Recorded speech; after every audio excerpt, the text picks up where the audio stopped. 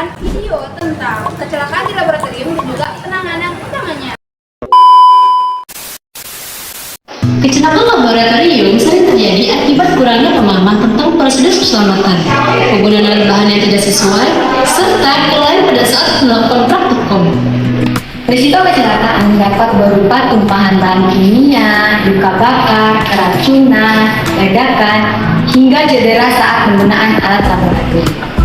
Sebelum melakukan praktikum di laboratorium, setiap praktikan perlu memahami pentingnya pertolongan pertama pada kecelakaan atau bisa disebut dengan P3K sebagai upaya penanganan awal pada saat terjadi kecelakaan atau keadaan darurat.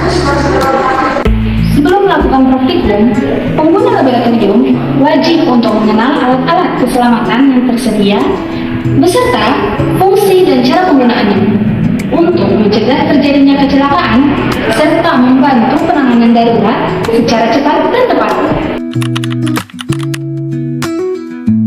Yang pertama yaitu kotak P3K. Kotak P3K berfungsi untuk memberikan penanganan pertama pada korban kecelakaan ringan seperti luka sayat, luka bakar ringan, memar, dan kecelakaan kecil lainnya. Kotak P3K berisi kapas steril, kaset steril, antiseptik, dan obat-obatan dasar yang digunakan untuk memberikan penanganan darurat kepada korban kecelakaan.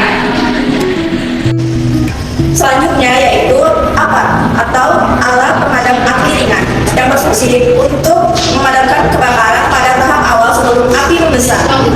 APAT harus digunakan sesuai dengan jenis kebakaran yang terjadi, misalnya kebakaran pada bahan kimia dan aliran listrik. Safety shower atau pancuran darurat berfungsi untuk membilas tubuh yang terkena bahan kimia yang berbahaya atau saat pakaian terbakar.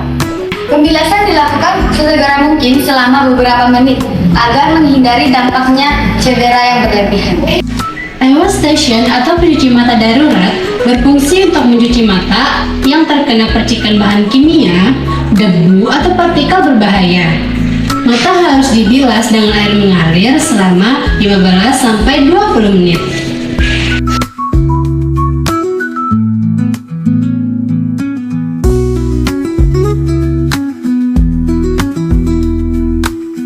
Yang kelima, lemari asam. Lemari asam berfungsi sebagai tempat bekerja bahan kimia yang menghasilkan uap, gas, atau bau berbahaya sehingga tidak terhirup oleh pengguna laboratorium.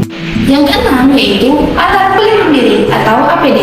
APD merupakan alat atau perlengkapan yang digunakan untuk melindungi diri pada saat kegiatan praktikum sedang berlangsung. APD meliputi jas laboratorium, sarung tangan, masker, dan sepatu yang tertutup.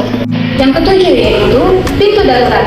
Pintu darurat merupakan jalur evakuasi yang aman dan cepat yang digunakan untuk mengevakuasi para praktikan apabila terjadi keadaan darurat seperti kebakaran, ledakan, dan kebocoran bahan kimia.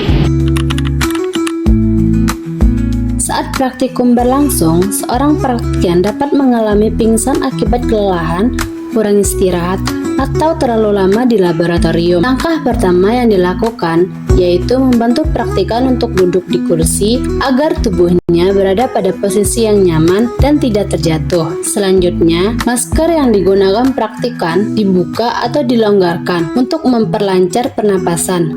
Yang kayu putih dihirupkan kepada praktikan untuk membantu memberikan rasa hangat dan segar. Yang kedua yaitu terkena basa kuat. Nah, basa kuat merupakan basa yang memiliki pH tinggi, umumnya di atas 11 dan tergolong logam. Akibat dari terkena basa kuat yaitu kulit bisa iritasi, infeksi, terkelupas, terasa nyeri, melepuh, dan rusak secara keseluruhan. Di sini terdapat seorang praktikan yang sedang melakukan praktikum.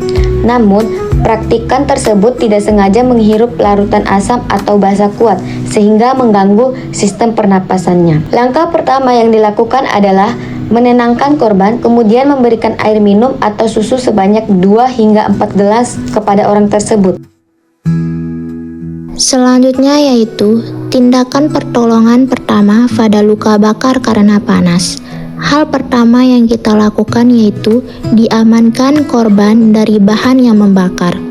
Lalu, secepatnya bagian yang terbakar disiram dengan air yang mengalir atau direndam dengan air dingin.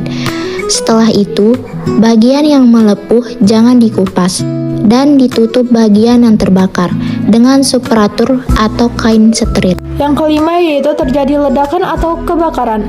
Kebakaran laboratorium dapat disebabkan oleh bahan-bahan kimia yang menyala dan ledakan yang disebabkan oleh reaksi kimia. Selanjutnya, cara penanganan kebakaran di laboratorium. Jika terjadi kebakaran besar, gunakan alat pemadam kebakaran dan jauhkan sumber atau bahan-bahan yang mudah terbakar. Melalui simulasi yang telah ditampilkan, kita mengetahui bahwa keselamatan kerja di dalam laboratorium bukan hanya peraturan yang harus diperhatikan, melainkan tanggung jawab bersama. Kelalaian sekecil apapun dapat menimbulkan risiko yang membahayakan diri sendiri maupun orang lain. Oleh karena itu, penting bagi setiap praktikan untuk selalu bekerja dengan hati-hati, menggunakan APD yang sesuai, serta memahami prosedur keselamatan dan pertolongan pertama di laboratorium.